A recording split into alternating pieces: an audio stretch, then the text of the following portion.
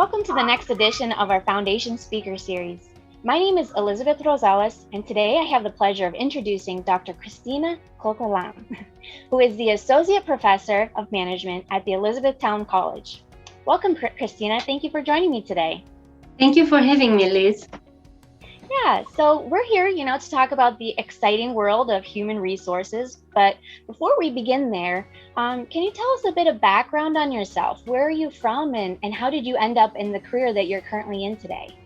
Sure. So I'm originally from Romania. I came to the US to pursue graduate studies about 23 years ago. And I have been teaching human resources and management courses at Elizabethtown College for the past 15 years.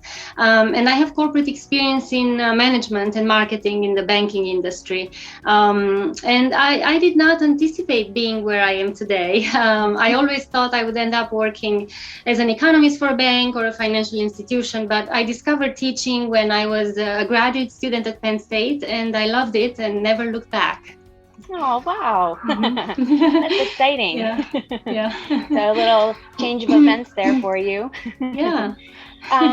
So since you shifted gears here, let's talk more specifically about the details of human resources and talent management. Can you tell us what HR professionals do on a regular basis, or what would a typical day in the life of an HR director look like? Sure. So as an HR professional, you would work on hiring and recruiting new employees, orientation and onboarding for them, designing training and development programs for current employees, designing compensation and benefit packages, and reward programs to keep employees happy at work, and making sure the employees work in a safe and healthy environment, especially now, today, during the pandemic. HR professionals also deal with employee relations to make sure employees work with each other in a civil and respectful manner, regardless of race, gender, age, or sexual orientation or religion. In terms of a typical day of an HR manager, again, in today's world, HR managers today are probably very preoccupied with the safety and health of their employees during the pandemic. So in the morning, they may attend a meeting focused on implementing new COVID procedures, which change very quickly, sometimes on a daily basis. While in the afternoon, they may lead a training session for new employees, or they may review applications for an open position. I see. Wow. So there's a lot of different avenues there, a lot of things to watch out for, and I'm sure it keeps you on your toes and keeps you busy. And as you mentioned, through the pandemic, I'm sure that was a lot of changing and keeping up with all the policies and protocols. Right. So maybe what are some misconceptions about HR professionals? I'm a huge fan of the TV show The Office, and some people are familiar with the character Toby Flenderson, who is the HR director there.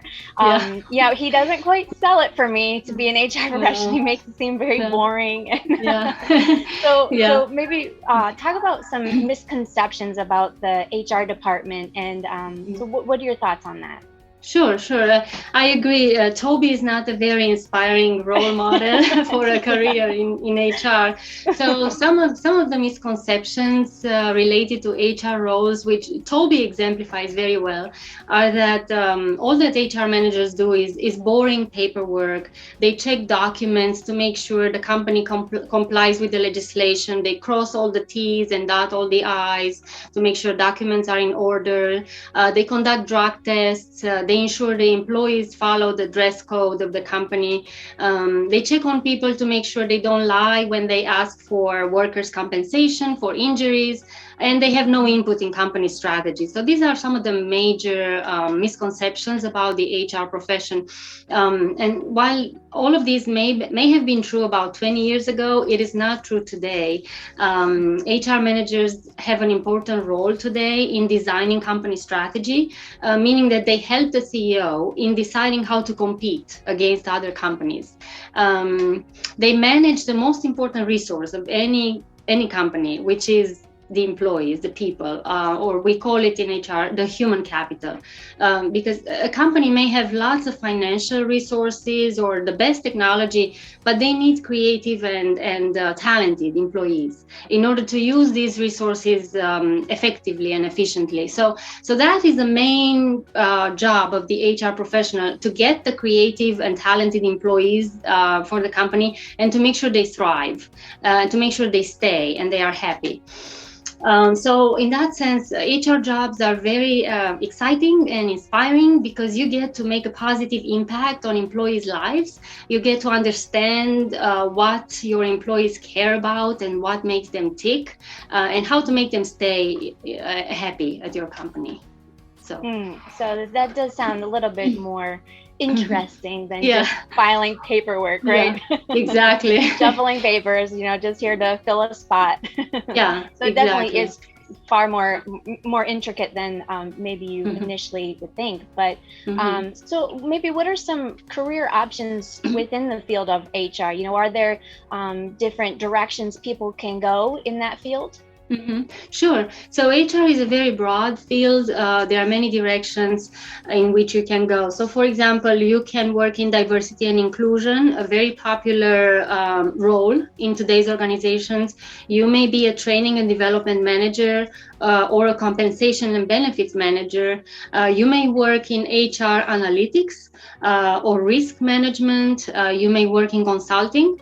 Or you can be an organizational change specialist, helping organizations deal with transformations. In small companies, you can be a generalist, where you can do all of the activities I mentioned before, or in a large company, you can specialize in a certain area of focus and only do that. So large companies usually have many HR specialists. Small companies only have like up to 100 employees. They may only have one HR generalist, and they call it a department of one, because basically it's only one person doing everything. So I see. Oh, so that's very, very interesting. So there probably is, many different avenues you can pursue, especially with the bigger companies. As you said, with a bigger company, you're going to need more hands on deck to fulfill all those different roles. Exactly. You can't, one person I'm sure can't handle all of that. So I can see how the divisions are spread out that way. What would you suggest the knowledge level or skills that are needed for the HR field? And in conjunction with that, how would one go about becoming an HR professional? What degrees or training should people be looking for if that's something they want to pursue? Sure. So first of all, if you want to work in HR, you have to like working with people, because HR jobs are people intensive. So good communication and interpersonal skills are essential in this role. Also analytical skills, being able to work with numbers and interpret metrics and look for trends. Leadership skills are also very important, and dealing with diverse demographics, because people are going to be different no matter what organization you're going to go to. Also ethical decision-making skills, knowing how to treat people ethically and fairly.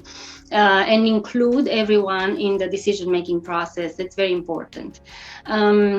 In terms of degrees and licenses and certifications, to enter the field of HR, you have to have a bachelor's degree, which can be in any area of business. It doesn't have to be in HR. And then you could complete a master's degree in a related field, such as industrial psychology or organizational development and change, organizational behavior. And then ideally you'd obtain a license or a professional certification. And there are two main types of certifications.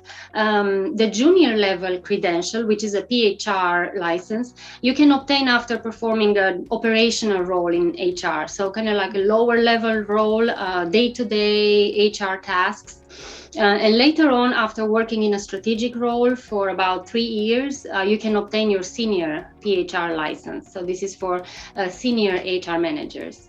And where you could get these certifications are with Society of Human Resource Management. We call it SHRM for short, or the HR Capital Institute. These are organizations that issue credentials and administer exams. to be able to work in the profession. Yeah. I see. Mm-hmm. Okay, very interesting. Mm-hmm. Probably a trait somebody needs to have is, willing to work with people. I think as you touched on earlier, Mm-hmm. some people are a little bit more introverted, and so Mm-hmm. probably a trait somebody should possess is at least enjoy working with other people and collaborating, right? Right. Yes. Yeah. Yes. Yeah. So definitely extroverted people do better. They are naturals in this profession. However, if you're introverted as well, you can do well because you can force yourself to get out of your comfort zone and deal with That's people. true. Although it may be a bit more difficult for you, but it's still possible. I know many HR managers who are introverted and still do a great job. So I don't want to deter any introverted people from the profession. Right. But yeah. What would you say is probably your favorite part of the job? Do you have one thing that you enjoy doing the most, maybe? Sure, it's making a positive impact in people's lives, affecting their lives in a positive manner.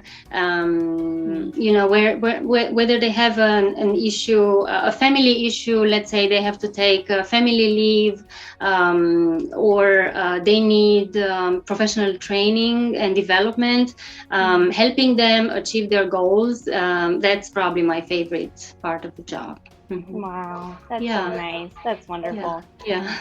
Thank you so much for your thoughts and insights. This has been gives a fresh perspective on careers and human resources, and you really appreciate your insights and your comments. Do you have any last words or any comments you'd like to make?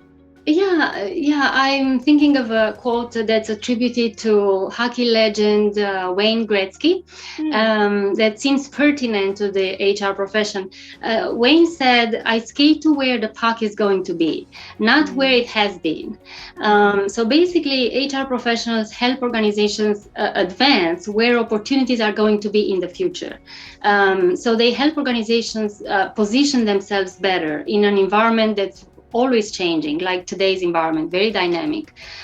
So they help them anticipate what the opportunities are, and in order to compete better in this market. So, wow. But, well, thank you so much for joining me today, Cristina. It's been a real pleasure spending this time with you, and thank you for sharing with us your journey and your insights. Thank you. I appreciate you having me. Thank you. No problem. Finally, if you'd like to connect with Cristina directly, her contact information will follow at the conclusion of this interview. I know she would love to hear from you. Thanks for watching. Sure. Thank you.